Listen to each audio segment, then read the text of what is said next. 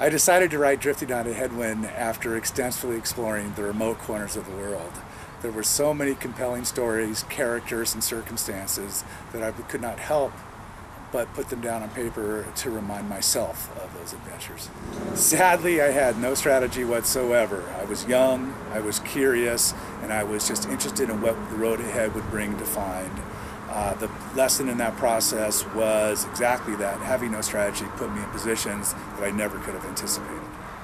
The experiences that I discovered on the road were unforgettable and indelibly etched in my mind.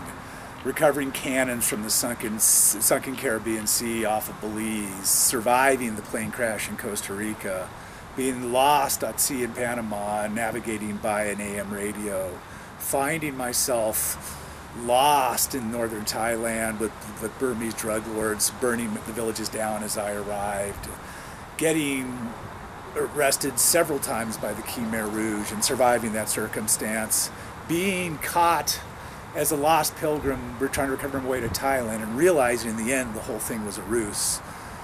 The Stone Age interactions of New Guinea, the scuba diving of Borneo, the orangutans, and how human-like they were unbelievable.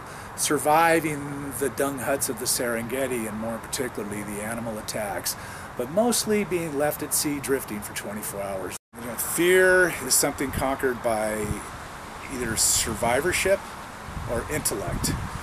I generally found myself, when I was in frightening circumstances, to fall into a survival mode where my mind focused exclusively on getting through not just the hour, the minute, the second, the moment, and I would use my intellect to figure the best possible means of getting out of the compromised situation that I was in. Spending an extraordinary amount of time on your own in a hostile environment, whether that be the jungles of Costa Rica or adrift at sea or in an underground pit in Cambodia, one really has to focus on not totally losing their sanity in all candor. Corruption is prevalent in almost every corner of the world, and certainly more in the remote corners of the world. The best way I use to contend with that is to understand the male ego and advocate the fact that men, after the sun rising, the male ego is the most predictable thing on the planet. You know, I'm from Wewak. I said, Wewak, aren't you the strongest, bravest warriors in all the Sepik region? Well, yes, we are. I said, that's a very beautiful, proud bunch of people. Sir, you may go. My first advice to travelers is to do it. Get out your front door and go experience the world. We live in an amazing time in history in which we can get to the most remote corners of the world relatively effortlessly, I mean painlessly, compared to even 20, 30 years ago. But now we have the opportunity to get out there and have unique, real experiences with relative comfort, safety, and ease of ability to get there. I focus on the experience. I will often take very wealthy people and put them in very challenging circumstances, but I assure you they come home with the finest memories of those stories. We live in an amazing time in history in which you can get out your door and explore, for perhaps the last time in history, untouched realms and corners of the world. These are real experiences. These are experiences that are not found on television or even in books such as mine.